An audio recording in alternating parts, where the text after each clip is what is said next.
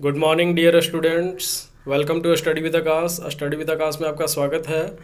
आज मैं आप लोगों के लिए JCRT कक्षा 8 के साइंस बुक का चैप्टर 3 का प्रश्न अभ्यास लेकर के आया हूँ, जिसका नेम है सूक्ष्म जीव, जिसे इंग्लिश में कहेंगे माइक्रो ऑर्गेनिजम्स।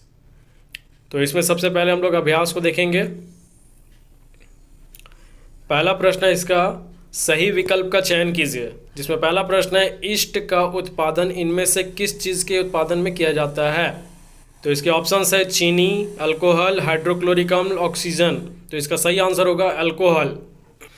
अगला प्रश्न है, निम्न में प्रतिजैविक कौन है? इसके ऑप्शंस है sodium bicarbonate, streptomycin, alcohol, east. तो इसका सही आंसर होगा स्ट्रेप्टोमाइसिन। अगला प्रश्न है, सूक्ष्म जीव कहाँ पाए जाते हैं? तो इसके ऑप्शंस हैं जल, वायु, मिट्टी, इन सभी जगहों पर। तो इसका सही आंसर होगा इन सभी जगहों पर।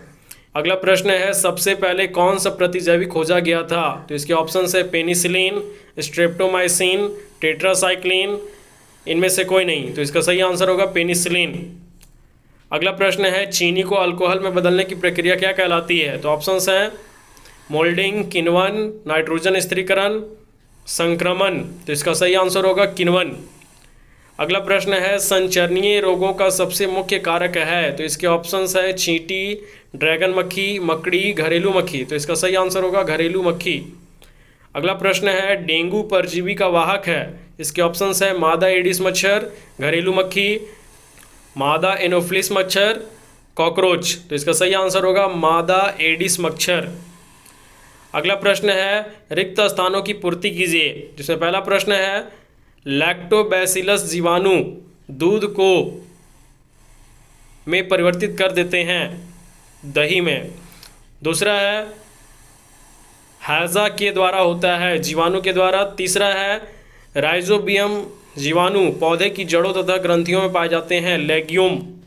अगला प्रश्न है, पोलियो के द्वारा उत्पन्न होता है, वायरस के द्वारा। अगला प्रश्न, गेहूं की रस्ट के कारण होती है, कवक के कारण। अगला प्रश्न है, चेचक के टीके की खोज ने की थी, एडवर्ड जेनर। अगला प्रश्न है, रोगाणुओं से लड़ने के लिए हमारा शरीर उत्पन्न करता है प्रतिरक्षा। अब इसका तीसरा प्रश्न है, कॉलम आ के जीवों का मिलान कॉलम बा से करें। तो जिसमें पहला प्रश्न है जीवाणु, हैजा का कारक, राइजोबियम, नाइट्रोजन स्थिरीकरण, लैक्टोबैसिलस, दही का जमना, ईस्ट, ब्रेड की बेकिंग, एक प्रोटोजोआ, मलेरिया का कारक, एक विषाणु, एड्स का कारक।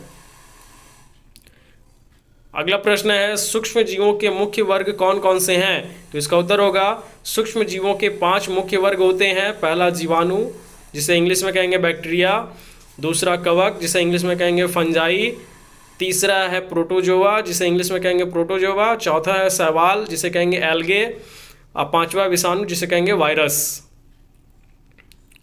अगला प्रश्न है, प्रमुख प्रतिजैविक के नाम लिखिए। तो इसका उत्तर है स्ट्रेप्टोमाइसिन, एरिथ्रोमाइसिन और टेट्रासाइक्लिन। अगला प्रश्न है, मनुष्य में फफूंद कवक से उत्पन्न 2 रोगों के नाम लिखिए। तो इसका उत्तर होगा डर्मेटाइटिस, एक्जिमा, एस्परजिलोसिस।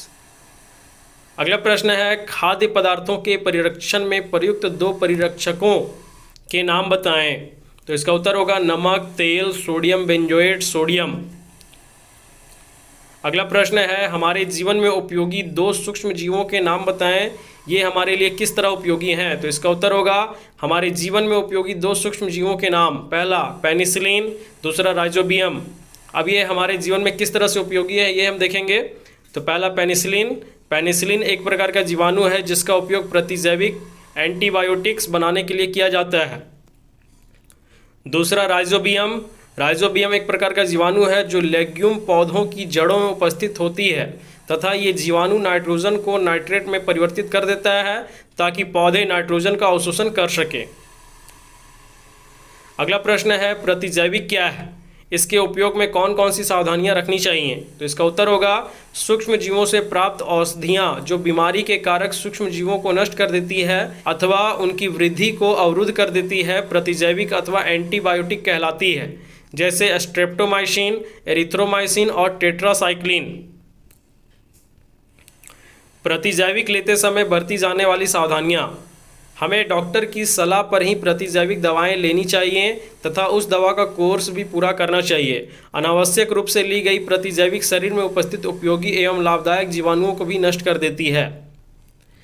अगला प्रश्न है, भोज्य पदार्थों के परिरक्षण के विभिन्न उपायों को लिखें। तो इसका उत्तर होगा भोज्य पदार्थों के परिरक्षण के विभिन्न उपाय। पहला, नमक द्वारा परिरक्षण। नमक का उपयोग मांस एवं मछली को लंबे समय तक परिरक्षित रखने के लिए किया जाता है। अचार बनने में भी नमक परिरक्षक का कार्य करता है। दूसरा, चीनी द्वारा परिरक्षण।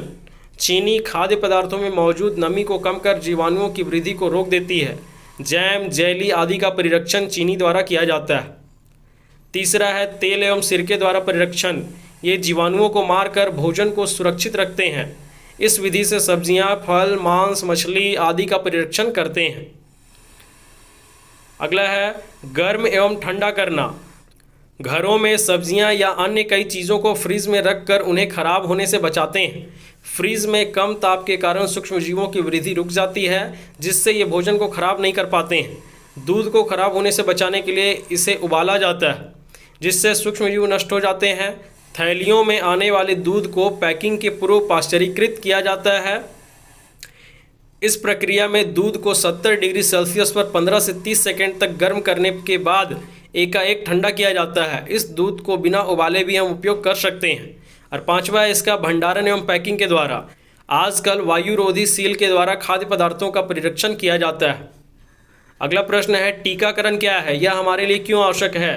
तो इसका उत्तर होगा, टीकाकरण एक प्रक्रिया है जिसमें पदार्थ टीका का संप्रेषण सुई द्वारा एक स्वस्थ व्यक्ति में किया जाता है, जिससे उसके शरीर में उस बीमारी के प्रति प्रतिरक्षा पैदा हो जाए। प्रतिरक्षण शरीर की वह क्षमता है जिससे बीमारी को पहचानने, समाप्त करने तथा उसे पूरी तरह उखाड़ने में सहायता मिलती है। टीकाकरण से उस व्यक्ति को उस बीमारी के प्रति प्रतिरक्षण हासिल करने में मदद मिलती है। तो इस तरह से आपके साइंस बुक का चैप्टर 3 का प्रश्न अभ्यास जो है कंप्लीट होता है। अगर आपको मेरी वीडियो अच्छी लगती है तो अपने दोस्तों के साथ शेयर करें, लाइक करें, कमेंट करें और जल्दी से चैनल को सब्सक्राइब करें, क्योंकि रोज़ मैं आपके लिए इसी तरह से नई नई वीडियोज़ लाता रहता हूँ। धन्यवाद।